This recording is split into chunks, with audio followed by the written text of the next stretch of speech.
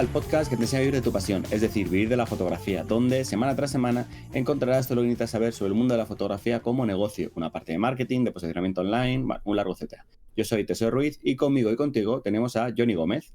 Muy buenas.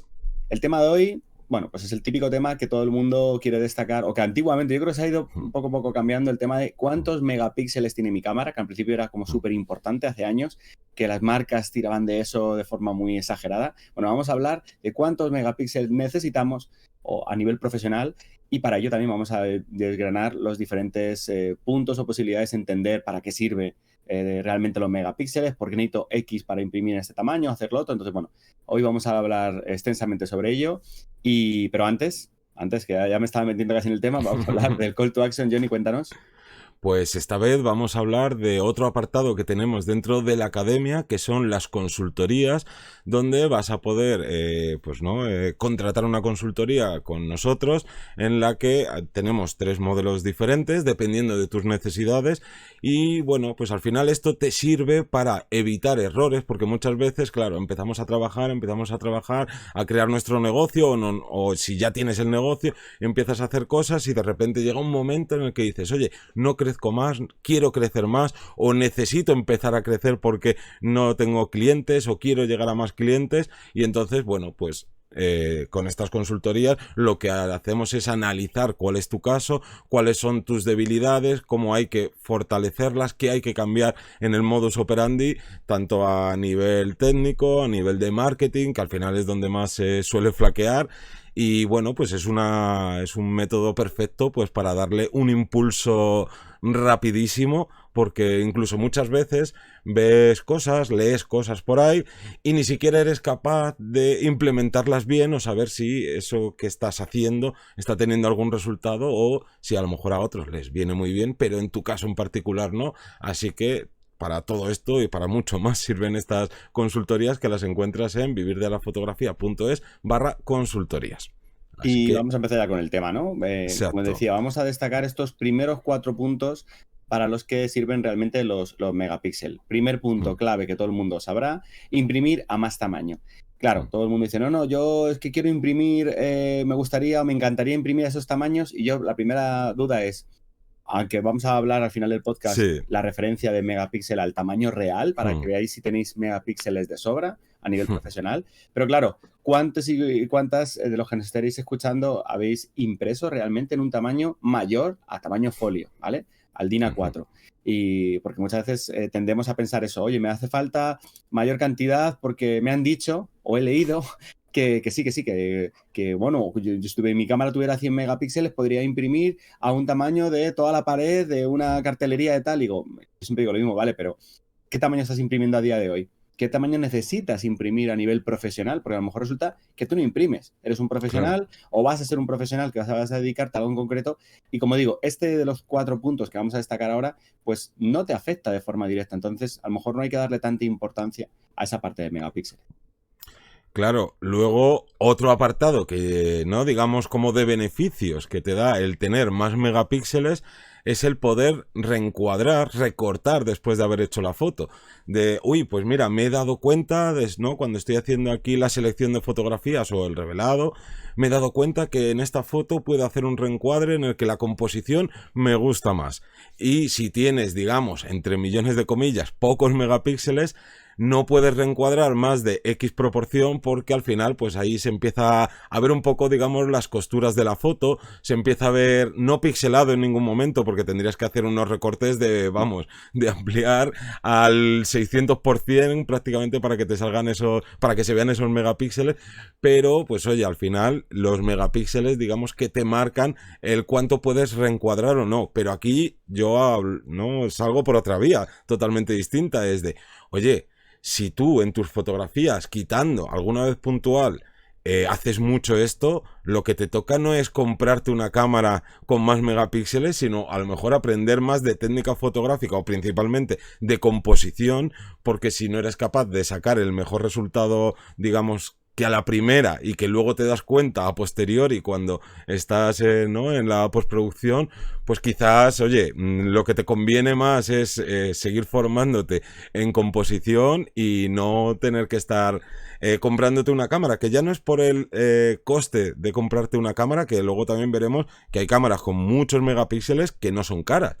Pero, oye, no te va a servir de nada porque luego sigues teniendo el trabajo de hacer las fotos y luego el otro trabajo de en la edición de estar recortando fotografías. También es cierto que no todo es malo, porque a lo mejor tú tienes un teleobjetivo que, por decir algo, el mítico 70-200 o equivalente en APS-C y micro 4 tercios, y no tienes un teleobjetivo más largo y esa cantidad de megapíxeles lo que te permite es recortar para hacer como más zoom y el solventarte esa falta de distancia focal que a lo mejor no tienes con objetivos.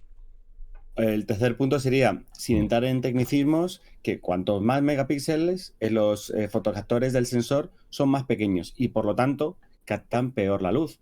Y a mí siempre me viene a la cabeza, que ahora hablaremos de ese modelo, ¿no? Las famosas Sony 7 al principio de vídeo, ¿no? Que era una gozada. Yo recuerdo cuando estar en Islandia grabando con un compañero y él estar grabando a 25.000 ISO, una barbaridad, que sí que era una ISO muy alta, pero captar perfectamente las auroras gracias a la cantidad de luz que le entraba a ese sensor. Quiero que recordar que eran de 12 megapíxeles. O sea, en este caso, estoy poniendo un caso muy concreto, pero recordamos que generalmente cuantos más megapíxeles, como decimos, estos fotocaptores son más pequeños porque tienen que entrar más en el mismo sensor y por lo tanto captan peor la luz. Claro, esto al final es pura física. Cuanto más pequeño sea ese captor, por narices, capta peor la luz. Y esto lo que genera es que la gestión que hay de estas cámaras a ISOs altos sea pues muchísimo, bueno, muchísimo no, que sea peor. Y esto es un tema que es inamovible. Pero es cierto que, ¿no? Y ahí entramos en por qué los fabricantes empiezan a meter una cantidad de megapíxeles que hasta hace bien poco no se utilizaban, y es porque los avances tecnológicos lo que han permitido es que las cámaras con muchos megapíxeles, ¿no? Todo esto en realidad hablamos de un mismo sensor, ¿no? De que un sensor full frame o APS-C, me da igual, a mismo tamaño de sensor, más megapíxeles, siempre te va a dar peor respuesta en ISOs altos. Pero claro, estos avances tecnológicos, y todo esto también que meten mucho en los móviles de fotografía computacional que le llaman, pues te permite que aunque tengas más megapíxeles, digamos que ese ruido se reduzca, no tengas tantos problemas como podríamos tener hace años. Pero aún así, a día de hoy, si tú coges, y ahí está el ejemplo perfecto de Sony, ya no estamos hablando de dos marcas distintas que pueden gestionar o pueden tener unos algoritmos de ruido diferentes y que uno sea mejor o peor, en una misma marca. Tú coges la Sony A7 IV con 24 megapíxeles y lo comparas con 12 y obviamente con 12 va a tener mucho menos ruido cuando subas el ISO que en cualquier otra. Entonces, esta es una de las razones. Oye, ¿cómo podemos gestionar mejor ese posible ruido? Pues no nos importa tanto como pasaba hace muchos años y nos podemos permitir subir la cantidad de megapíxeles. Y ya pasaríamos al siguiente bloque, que sería plantearnos por qué... No, perdón. Yo quería hablar de la parte de que muchas veces también lo que sucede es que es marketing. Y no hay que olvidar que aunque las cámaras las sacan pensando, en principio, siempre pensando en los profesionales, quien le llena las sacas de dinero a las marcas al final son los aficionados por una sencilla razón. Hay más gente que no vive de la fotografía comprando cámaras que profesionales comprando cámaras. Entonces, habrá muchos aficionados que estén perfectamente informados sobre todo esto de los megapíxeles y demás, pero muchos que no. Y entonces al final es muy fácil medir si una cámara tiene más megapíxeles tendrá más calidad, y entonces también por eso le meten muchos megapíxeles, no solo pensando en, bueno, es que esta cámara la estoy pensando para ese tanto por ciento de fotógrafas que necesitan imprimir en papel a unos tamaños gigantes, no sé qué, porque la realidad es lo que hablabas tú, Teseo, antes. ¿Cuánta gente profesional directamente no imprime nunca? Todas sus fotografías van en digital, o si imprimen van a tamaños, digamos, normales, ¿no? Pues a un 30x45 como muchísimo y temas así. Por lo que al final eso también es una parte de ese marketing. Y que también las marcas lo saben, o sea, lo saben, como bien dices tú, para sacar un dinero. También por eso sacan cámaras cada año, tenemos la renovación de la renovación. Y luego también otra variante que a mí en este caso me parece también muy interesante, aunque al principio fue muy criticada, es que es adaptarse a cada nicho. Recordamos, por ejemplo, Sony cuando sacaba la A7S, la A7 y la A7R. Claro, tenía que ir a las comparativas, ¿no? A las reviews de esto tiene este tiene tal, ¿y por qué no tengo uno que lo tiene todo? Bueno, pues porque físicamente o no se quiere hacer o es imposible generalmente, porque pues, no puedes tener unos megapíxeles así de grandes y luego querer hacer otras funcionalidades por otro lado. Entonces, como digo, dependerá un poco de cada marca. Se empezó a hacer con las separaciones de la S y tal. Otras marcas no han cogido este relevo, pero porque han preferido sacar de nuevo, pues, como Nikon, ¿no? La 5000, la 5100, la 5200, la 5300. Con ese salto, que desde mi punto de vista no es nada diferenciador. Realmente se nota un salto a partir ya de, yo qué sé, pues de la 5000 a la 5400. Que han pasado a lo mejor 3 años. Ahí claro. Sí que hay un salto considerable. Entonces, bueno, hay que tener cuidado con que los fabricantes no nos terminen engañando, que al final, bueno, pues se lucran un poco de nosotros y que les hagan todo el partido. Claro. Y entonces ahora sí que pasamos a este segundo, bueno, a este tercer bloque que es de, vale, pero ¿a qué tamaño puedo imprimir con X megapíxeles? Pues en este podcast no vamos a estar hablando de tecnicismos ni nada, pero vamos a poner un ejemplo real que es muy fácil de entender. Y es que mucha gente piensa que cuando tú doblas, por ejemplo, la cantidad de megapíxeles de una cámara a otra, lo que te va a permitir es imprimir, ¿no? Ampliar una fotografía en papel al doble de tamaño. Pero esto no es real. Y vamos con un caso muy cercano, que es el de las Fuji de la serie XT, que hasta la anterior, la última que salió, que es la XT4, tenía, y creo que en todas las XT1, XT2, XT3 y en esta penúltima XT4, tenían 24 megapíxeles su sensor APS-C. Y con esto, lo que te permite, si no en las condiciones más óptimas, a 300 píxeles por pulgada, te permitiría un máximo de una impresión de 50x30 más o menos aproximadamente. Y aquí mucha gente incluso se puede llevar las manos a la cabeza. ¿Cómo?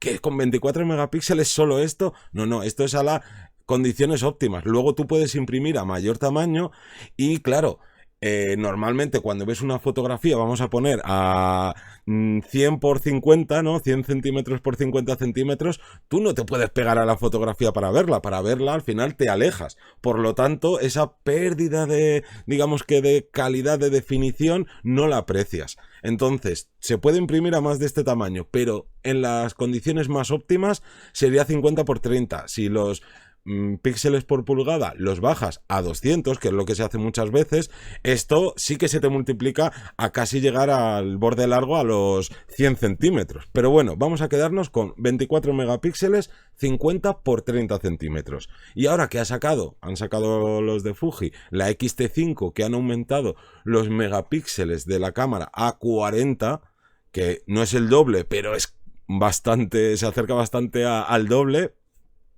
pues te permite, con todas estas condiciones óptimas, pasar de 50 por 30 a 65 por 43 aproximadamente.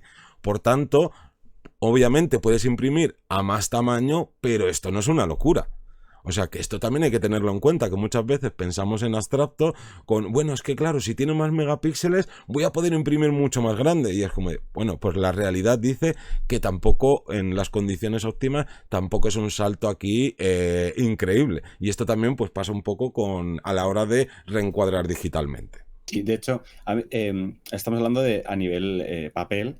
Pero como bien dices tú, yo tengo más de un alumno, más de una alumna que son de los que hacen la foto, voy a ver si está nítida, y dan al más, 1, 2, 3, 4, 5, 6, a lo mejor es un plano general de un modelo, 1, 2, y se meten hasta que vean el ojo, entonces se acercan a la cara tanto que dicen, esto está desenfocado, esto no está nítido. Claro, tú ahí estás tirando de megapíxeles. Si tu cámara tuviera 100 megapíxeles, tú amplías y es una gozada, llegas hasta el ojo para ver si está el foco, bueno, que el foco se ve mucho antes. Yo siempre digo que tienes que ver la imagen al 100%. En la pantalla. Entonces, sería exactamente lo mismo, pero en digital, para que no nos centremos a lo mejor tanto en el papel y que entendamos que a nivel digital, si yo veo la imagen al 100%, con los megapíxeles que consideré, en este caso, ¿vale? 24, los que sean, vale, pues yo estoy viendo esa ampliación al 100%, eso es lo que tenemos que ver. Si me amplío más, es como si estuviera estirando la imagen completamente o yo me estuviera acercando a ese lienzo y empezar a ver los trazos, ¿no? No vamos a ver los trazos, pero vamos a ver casi el alma de la fotografía. Entonces, cuidado con eso. Tanto en la ampliación a nivel físico como a nivel digital. Tenemos que saber cuál es el 100%, quiere decirse. Generalmente, por ejemplo, para saber una idea, en Nikon es 4 veces al más, a la lupita, cuando estamos en el reproductor, ¿no? Viendo la imagen. En cada cámara será una cantidad u otra, pero cuidado con eso porque sí, ahí tenemos más megapíxeles, pero me vale para realmente acercarme más a lo que estoy viendo para asegurarme. Bueno, esto ya es un poco, porque también dependerá de la nitidez de la lente y demás. Pero bueno, es otro tema que yo creo que podríamos hablar en otro podcast. Exacto, es algo que le podríamos pedir a los fabricantes de, oye, cuando puedes hacer zoom a la foto que has hecho, dime a cuánto estoy viéndola, al 100%, porque lo que dices tú, si te pasas al 300%, me da igual que tu cámara tenga 200 millones de píxeles, que siempre la vas a ver pues con poca nitidez, medio pixelada y demás. Pero bueno, últimos puntos, porque hasta aquí más o menos lo que entendemos es, oye, a día de hoy el que haya más megapíxeles no va a haber un gran salto en las últimas cámaras por todos estos avances tecnológicos. No es que vaya a haber un ruido aquí súper excesivo como podría haber antes, pero sigue pasando esto. El tener más megapíxeles te va a generar siempre más ruido que otra, pero dices, oye, no, yo necesito ampliaciones en papel, oye, yo necesito hacer unos recortes más bestias y tal. Pues bueno, ya tenemos una primera opción que es utilizar software como Photoshop o equivalentes que ya... Igual, estos avances tecnológicos te permiten ampliar las fotografías sin que se pierda nada de nitidez si haces unas ampliaciones, pues digamos, más o menos comedidas, e incluso ampliaciones súper bestias en las que apenas se pierde, digamos, como esa calidad general de la foto, y por tanto, para ocasiones puntuales tampoco vas a necesitar esa cantidad de megapíxeles, porque puedes tirar de cualquier programa de edición y aumentar ese tamaño para esa impresión o para poder hacer ese reencuadre sin que nadie lo aprecie. Y yo creo que aquí hemos destacado... Falta un último punto. A lo mejor, sí, como sumar, como un extra, destacar que esta opción nos va a requerir un PC o un portátil mucho más potente, porque al final, bueno, pues repetimos, cuanto más megapíxeles, la máquina hay que alimentarla con mejor cabeza y ya no solo es eso, ese archivo o esa fotografía, cuando vamos a trabajar, por ejemplo, con Photoshop, yo pocas veces trabajo con PSDs, me voy a PSB que son por encima de 2 gigas.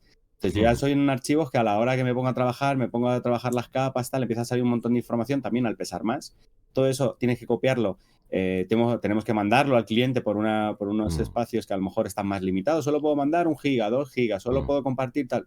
Al final son complicaciones, o pueden ser complicaciones, mejor dicho, que vienen dadas de la mano de esa ampliación. Entonces nosotros tenemos que valorar cuando nos cambiamos de cámara, cuando buscamos mayor cantidad de megapíxeles, si tengo la posibilidad de cubrirlo. Si quiero cubrir esas necesidades. Si yo tengo un ordenador que va bastante lento, que le cuesta tal, pues es preferible a lo mejor cambiar de herramienta de trabajo, tener un mejor portátil, mejor sobremesa, con el que podamos trabajar más rápido que tener más megapíxeles para que el cliente tú le digas al cliente, oye, mira, esto lo puedes imprimir más grande. Repito, cosas generales. Otra cosa es que tú te dedicaras íntegramente a la impresión de imágenes, tal, bueno, pues ahí ya se podría valorar de otra forma. Claro. Y yo aún llegaría un poco más allá, y es que ya le ha pasado a bastantes personas de mi entorno que cuando han comprado o adquirido cámaras de muchos megapíxeles, su ordenador les iba súper fluido. No tenían ordenadores potentes, le iba todo súper rápido, y de repente cuando importan una sesión a Capture One o a Lightroom, de repente les tarda mucho más en importar. El pasar de fotografías no es inmediato, sino que cada vez que pasas la foto, lo típico, que aunque sea un medio segundo o un segundo de cargando, pues es un proceso que te va a ralentizar en toda la postproducción de esa sesión, y ya sabemos que el tiempo es dinero, y cuanto más tiempo estés trabajando en el postprocesado, en realidad menos dinero estás ganando tú por un mismo encargo fotográfico. Así que mi recomendación es, si estás pensando en adquirir o en el futuro vas a adquirir una cámara que tenga muchos más megapíxeles, que haya un salto, a ver, si pasas de 20 a 24, pues si tu ordenador va muy fluido apenas se va a notar.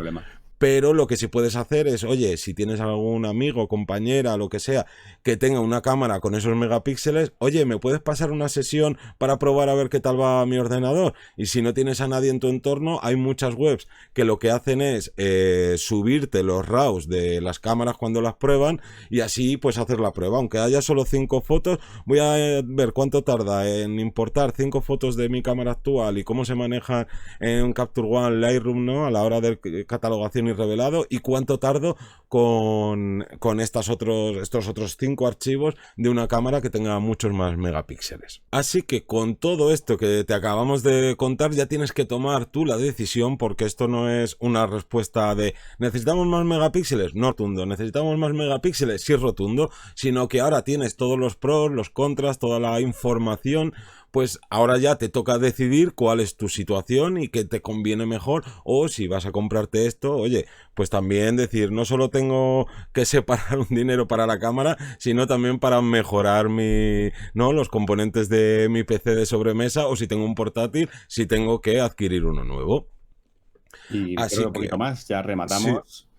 Rematamos con el final de siempre, que es dar las gracias a toda la gente que se suscribe, a la gente que nos escucháis en Apple Podcasts, en Spotify, en iVoox, en todos los podcatchers del mundo, y que nos escuchamos como siempre todos los lunes a las 7 de la mañana. Un saludo. Hasta luego.